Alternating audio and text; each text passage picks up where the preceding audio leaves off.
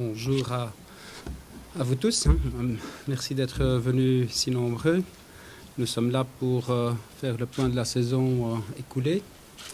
Et quand on voit l'évolution de l'aspect sportif au fil de cette saison, nous avons commencé par une nouvelle qui était assez nouvelle, façon de dire, en Belgique, c'est-à-dire qu'on a recruté un coach néerlandais, Ron Jans, contre l'avis de tous. J'ai cessé de travailler avec Ron Jans. Et que par la suite, quand on a recruté Mircea Rednick et que la barre a été redressée, j'ai été félicité par beaucoup de personnes à avoir eu la clairvoyance à ce moment-là de faire ce que j'ai fait à ce moment-là.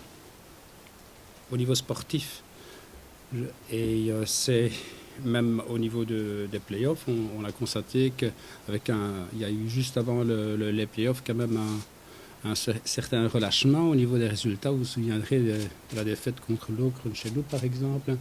Mais à part cela, les playoffs ont été fort bons et finalement, on a réussi à décrocher une place européenne. Il est incontestable que Mircea Rednick est un des meilleurs entraîneurs que nous ayons en Belgique, à mon avis, ces derniers temps, qu'il est très fort au niveau défensif, ce qui était une lacune chez M. Ron Jans, qui a peut-être d'autres qualités. Je crois que dans l'ensemble, on ne peut être que satisfait d'avoir eu cet entraîneur-là jusqu'ici. Toujours est-il que, en fonction quand même de la perspective d'avenir du club, nous avons choisi un autre entraîneur pour la saison prochaine, qui est Guy Luzon. Guy Luzon est un entraîneur israélien qui entraîne l'équipe des espoirs d'Israël et qui, à notre avis, peut encore apporter un plus au niveau du standard.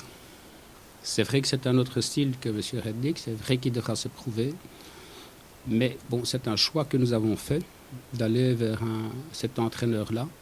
Et je vous invite à bien étudier son curriculum et de juger, pas tout de suite, mais au moins dans quelques jours quand vous aurez étudié ce que cette personne a pu réaliser. Et surtout que, en fait, le jugement final, si c'est une bonne décision ou pas de remplacer le coach actuel très très bon par un autre coach qui est peut-être encore meilleur, c'est du moins ce que nous pensons, il faut évaluer cela à la fin de la saison prochaine. Voilà, donc maintenant c'est vrai que ce n'est pas des décisions faciles, c'est vrai que c'est toujours très émotionnel. Alors peut-on se séparer d'un coach qui a fait de très bons résultats? Je crois qu'il suffit de référer à la situation d'Ariel Jacobs l'année passée à Anderlecht, qui a été champion avec Anderlecht l'année passée. Anderlecht a remplacé Ariel Jacobs et ils sont toujours champions. Donc ce n'est pas nécessairement impossible de le faire. Mais c'est vrai qu'on l'a fait et on ne sait pas si ce sera un bon choix ou pas, mais ça a été le choix, en tout cas, qui a été fait.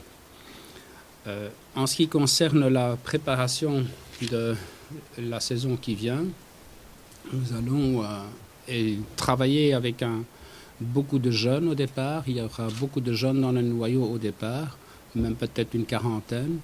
Et en début de saison, donc beaucoup de jeunes vont participer à cette première phase de la préparation pour par après décider quels joueurs seront prêtés ailleurs, dans d'autres clubs parmi. Et donc ce sera alors au nouvel entraîneur à décider qui restera dans son noyau. Et c'est vrai que du fait que nous jouerons l'Europe cette année-ci, enfin cette saison-ci, nous aurons quelques possibilités de plus de garder quelques joueurs en plus.